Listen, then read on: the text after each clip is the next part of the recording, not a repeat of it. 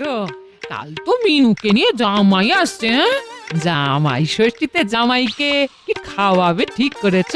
হ্যাঁ? উফ, নেই, প্রতিবার তোমার সেই একই কথা। জামাইকে আবার আলাদা কি খাওয়াবো বলো তো? আমরা যা খাই জামাইও তাই খাবে।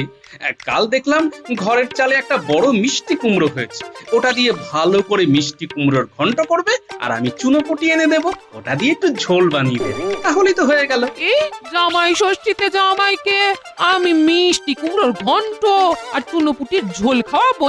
সত্যি কৃপণ দেখেছি, কিন্তু তোমার মতো হার্ড কৃপণ একটাও দেখিনি। হ্যাঁ, এই শোনো গিন্নি, ওই একদিনে রাজ্যের খাবার নিয়ে এসে জামাইকে খাওয়ালেই জামাই আদর হয় না, বুঝলে?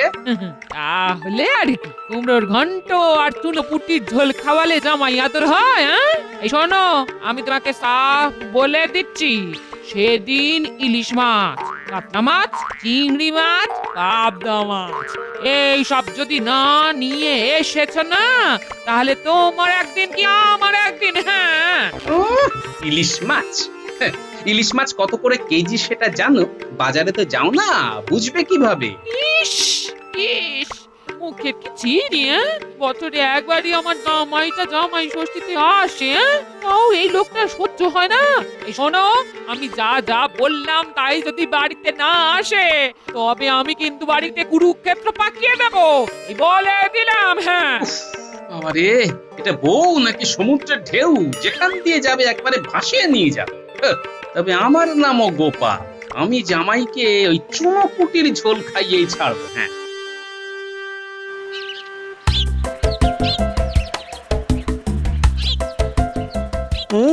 জামাই আদর খেতে শ্বশুর বাড়ি তো যাচ্ছি, কিন্তু আমার যা ঘোরেল শ্বশুর, জামাই আদর শুরু হওয়ার আগেই আমাকে কোনো না কোনো ভাবে বাড়ি পাঠিয়ে দেয়, দুষ্টু।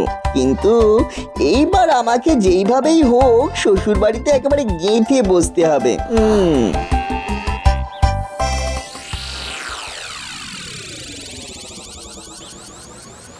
কিন্তু কিছু একটা তো করতেই হবে, যাতে যাতে আমার ওই শ্বশুর মশাই চাইলেও আমাকে আর বাড়ি থেকে বের করতে না পারে।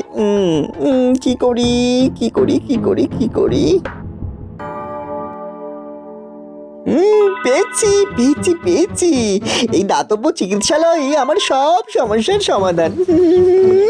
হ্যাঁ গো, বাড়ির তো প্রায় কাছাকাছি চলে এলাম, বাড়ির জন্য তো একটু মিষ্টি নিতে হবে। হ্যাঁ হ্যাঁ হ্যাঁ, আমিও সেই কথাই ভাবছি, বুঝলে? জামাই ষষ্ঠীতে যাচ্ছি, মিষ্টি তো নিতেই হবে। তুমি গরুর গাড়ি করে তোমার বাপের বাড়ি চলে যাও, আমি এখানে নেমে যাচ্ছি। এখান থেকে হেঁটে ভোলা ময়নার দোকানে যাই, সেখান থেকে একেবারে টাটকা মিষ্টি নিয়ে শ্বশুর বাড়ি যাচ্ছি। আচ্ছা আচ্ছা, ঠিক আছে, তুমি বরং তাই করো। তুমি তাহলে মিষ্টি নিয়ে এসো, আমি এগোচ্ছি। হ্যাঁ হ্যাঁ হ্যাঁ, তুমি এগো। যাই, আগে তাড়াতাড়ি আমার কাজটা সেরে ফেলি, তারপর মিষ্টি নিয়ে শ্বশুর বাড়িতে গিয়ে শ্বশুর মশাইকে একবার চমকে দেবো।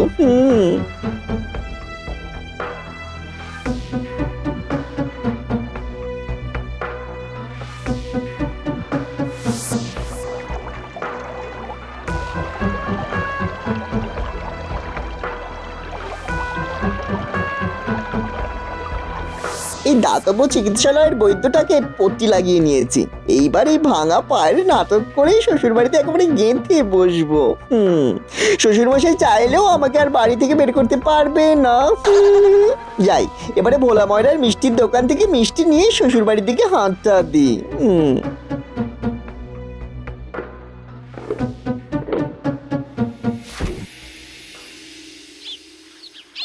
তাড়াতাড়ি বাজার যাও না, জামাই মেয়ে একটু পরে চলে আসবে যে। ওমা, ও মা, ওই দেখো মিনু চলে এসেছে।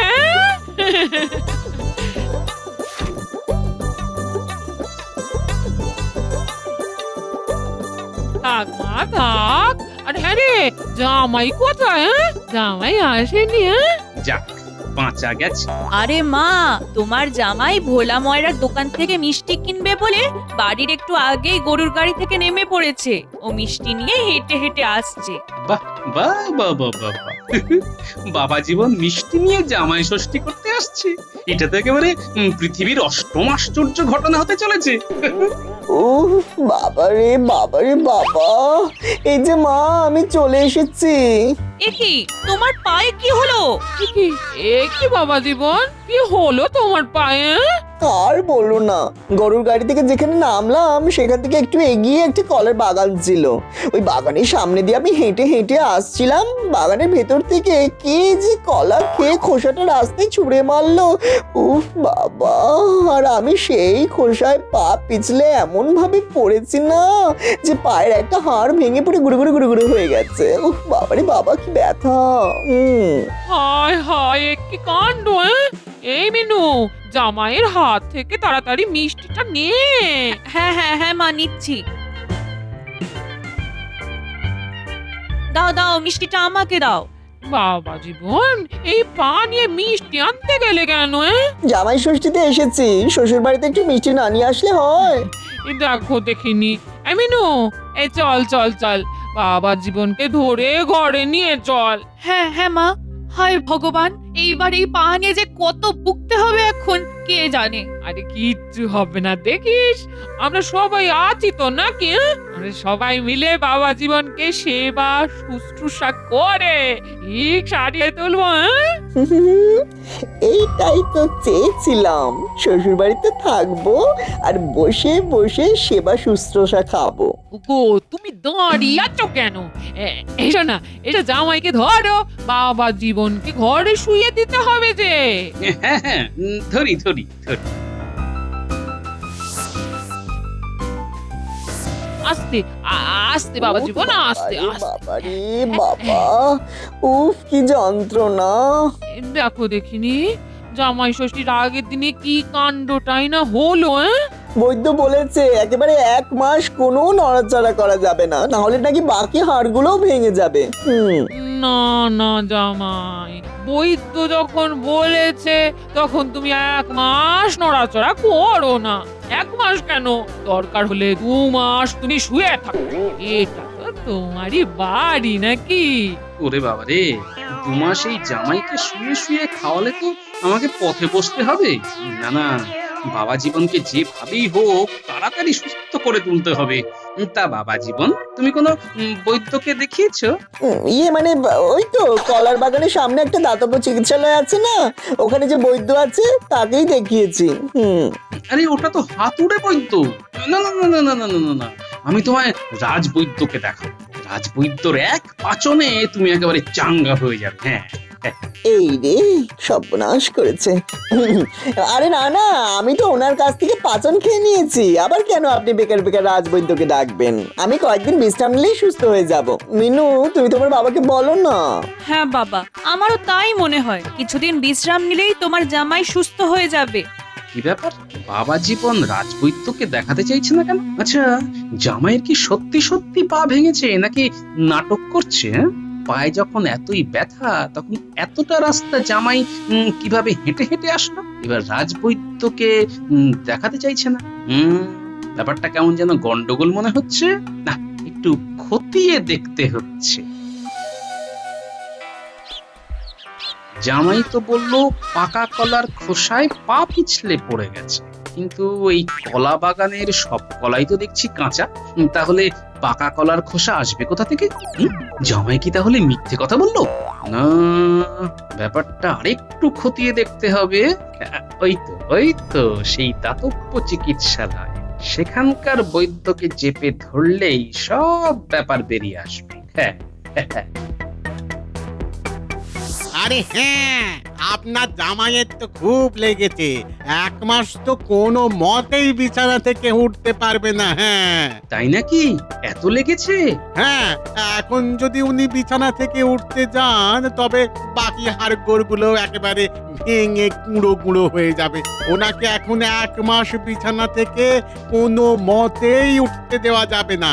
মনে হচ্ছে জামাই এই বৈদ্যকে মুখ বন্ধ করার জন্য ভালোই অর্থ দিয়েছে। হ্যাঁ, আমিও বরং একটা চাল চেলে দেখি। এই বৈদ্য নিশ্চয়ই আমার চালে আটকাবে। আচ্ছা বৈদ্যমশাই, আমার জামাই আপনাকে এইসব বলার জন্য যা অর্থ দিয়েছে তার থেকে দ্বিগুণ অর্থ আমি আপনাকে দেব। আপনি শুধু আমাকে সত্যিটা বলুন। দ্বিগুণ অর্থ? আপনার জামাই তো আমাকে 5 মোহর দিয়েছে, আপনি আমাকে তাহলে 10টা মোহর দিন, তাহলে আমি সব সত্যি বলে দেব। আর আপনাকে কিচ্ছু বলতে হবে না বৈদ্যমশাই, যা বোঝার আমার বোঝা হয়ে গেছে। এটা কি হলো? যা হবার তাই হলো, এবার আমি যাই।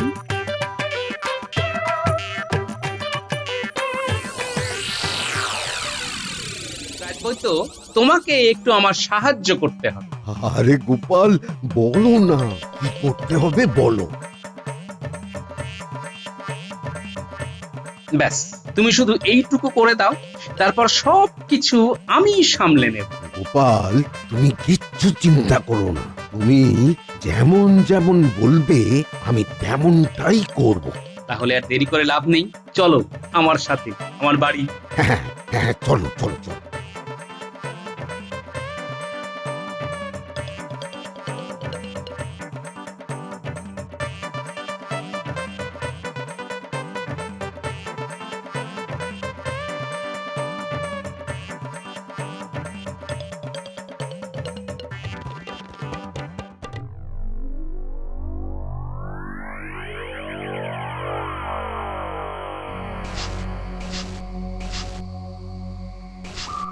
কতবার বারণ করলাম যে রাজবৈদ্যকে নিয়ে আসতে হবে না, তাও আমার শ্বশুরটা কথাই শুনলো না।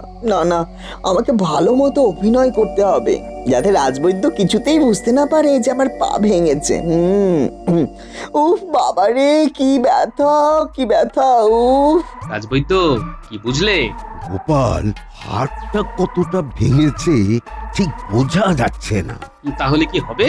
বিজ্ঞানীকে দিয়ে একটা রক্ত পরীক্ষা করতে হবে, তবেই বোঝা যাবে হাড়টা কতটা ভেঙেছে। ওরে বাবারে বাবারে, না না, রক্ত পরীক্ষা মানে তো সুচ ফোটাতে হবে। আমি সুচ ফোটাবো না, না না না, আমি সুচ ফোটাবো না, আমার খুব ভয় করে। বাবা জীবন, সূচ দেখে ভয় পেলে হবে? তোমার পা ভেঙে গেছে, চিকিৎসা করার জন্য তো রক্ত পরীক্ষা করতেই হবে। হ্যাঁ বাবা জীবন, তুমি আর না করো না, তোমাকে এইভাবে দেখতে আমাদের খুব কষ্ট হচ্ছে। হ্যাঁ গো, একটু কষ্ট করে রক্ত পরীক্ষাটা করে নাও, তাহলে দেখবে রাজবৈদ্য তোমার চিকিৎসাটা ভালোভাবে করতে পারছে। এখন যদি বলি আমি রক্ত পরীক্ষা করাবো না, তখন আবার সবাই সন্দেহ করতে পারে। একটু সহ্য করে রক্ত পরীক্ষাটা করেই নি, পরে তো শুয়ে শুয়ে আরাম খেতে পারবো। তো পরীক্ষা করতে 2 দিন সময় লাগবে। ততদিন তুমি তোমার জামাইকে 2 বেলা নিম পাতা আর কালমেঘ পাতা একসাথে বেটে সেই রস খাওয়াতে হবে। নিম পাতার কালো মেঘ পাতার রস, ইস কি তিতো! হ্যাঁ, আর দুপুরে ভাতের সাথে নুন ঝাল ছাড়া পেঁপের পাতলা ঝোল। এটাই এখন তোমার পথ্য। আমি রক্ত পরীক্ষাটা করে বুঝে নিই যে আসল ব্যাপারটা কি হয়েছে, তারপর ওই পরশু থেকে তোমার চিকিৎসা শুরু করব। এ বাবা, কাল জামাই ষষ্ঠীতে কোথায় ভেবেছিলাম এই বাবা জীবনকে একটু ইলিশ মাছের সর্ষে বাটা পাবদা মাছের ঝাল করে খাওয়াবো, তো এখন তো দেখছি জামাই আমার কিছুই খেতে পারবে না। গিন্নি, তোমার খাওয়া আগে নাকি জামাইয়ের শরীর আগে? হ্যাঁ, না না, তা তো ঠিকই, না না, আমি কাল ওকে ওই পেঁপে দিয়ে পাতলা ঝোলই করে দেবো। হ্যাঁ জামাই, তুমি যদি চলো ডালে ডালে, আমিও চলি পাতায় পাতায়।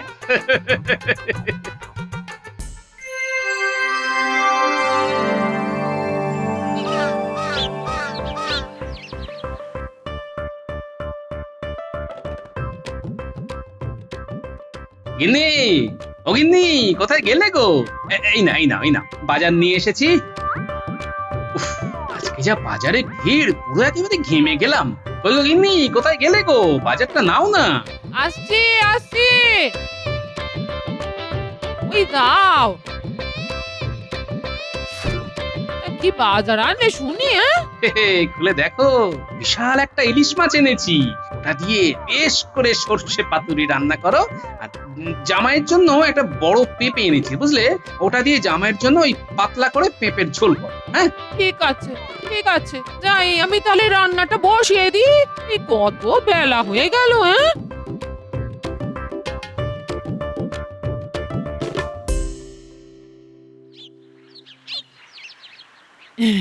বাবা জীবন, তোমাকে একটু মুড়ি মিষ্টি খেতে দিয়ে।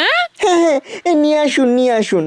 মনে হচ্ছে এইবার আমার জামাই আদরের পালা শুরু হচ্ছে।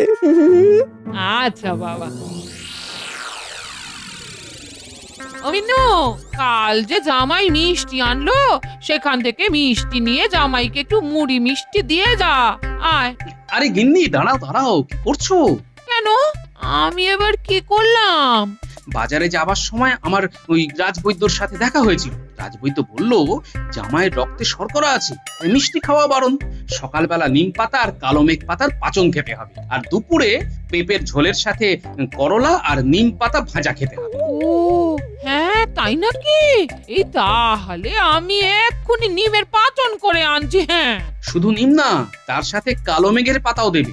তারপর দুটো পাতা একসাথে ভালো করে ঘেটে রস করবে। হ্যাঁ, হ্যাঁ, হ্যাঁ, আমি এক্ষুনি আনছি।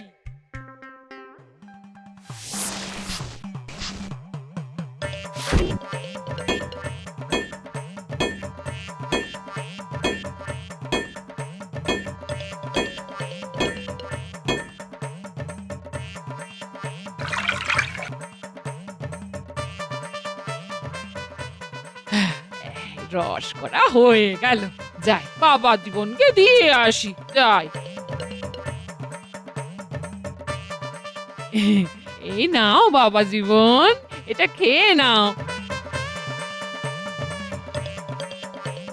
রাজবৈদ্য বলেছে এটা খেলে খুব তাড়াতাড়ি তুমি সুস্থ হয়ে যাবে। খাও বাবা।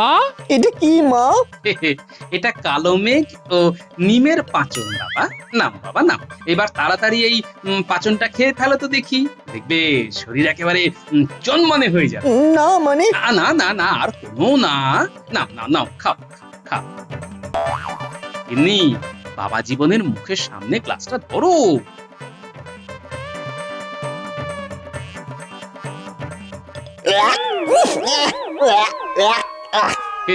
বাবা জীবন, কেমন লাগছে জামাই আদর? তুমি যেমন বুনো ওল, আমিও তেমন বাঘা তেঁতুল।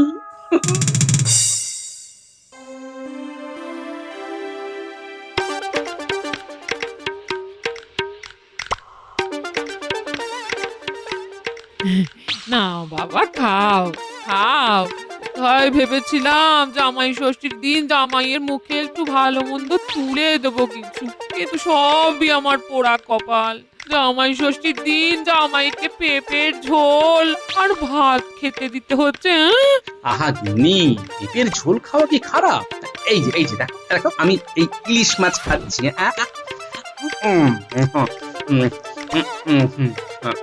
এতে কত ক্ষতি হলো বলো তো?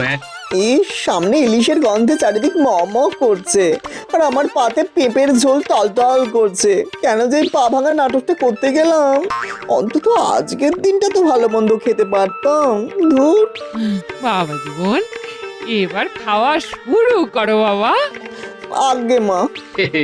জামাই বাবা জীবন, তোমার মনের ভিতরটা যে ইলিশ খাওয়ার জন্য আকুপাকু করছে, সেটা তো আমি বেশ ভালোই বুঝতে পারছি। কিন্তু ইলিশ তো তোমার ভাগ্যে জুটবে না বাবা জীবন। তোমার ভাগ্যে যে আজকে কি আছে সেটা শুধু আমিই জানি।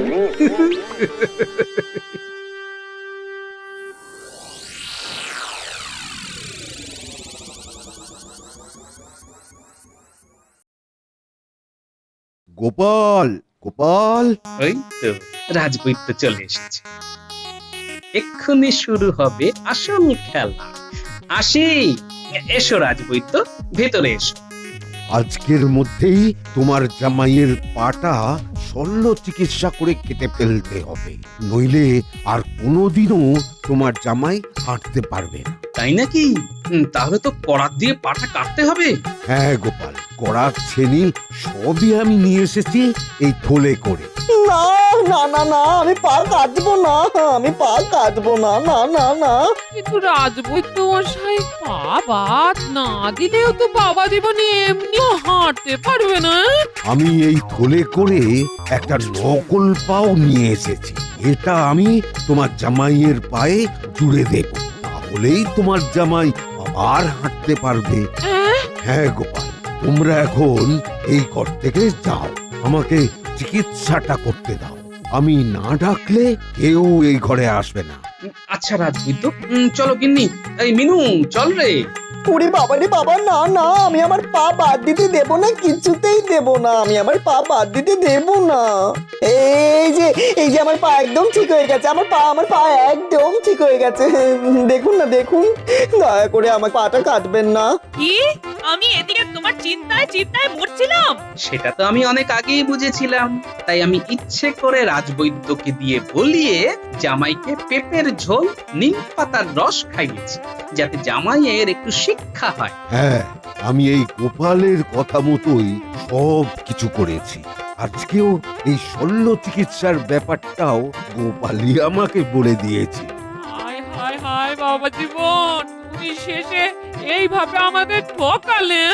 ছি ছি ছি ছি ছি, মা বাবার সামনে এইভাবে আমার মুখটা পোড়াতে তোমার লজ্জা করলো না? মা, ঝেঁটাটা কোথায় গেল? হ্যাঁ, আজকে ঝেঁটা মেরে ওকে এই বাড়ি থেকে বিদায় করব। এ কি, তুমি আমাকে এই জামাই ষষ্ঠী দিনে ঝ্যাঁটা দিয়ে মারবে নাকি?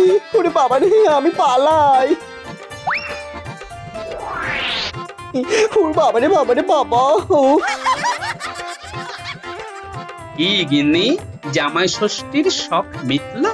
তোমার জামাই তো নিজের ফাঁদে নিজেই কেঁদে ফেললো।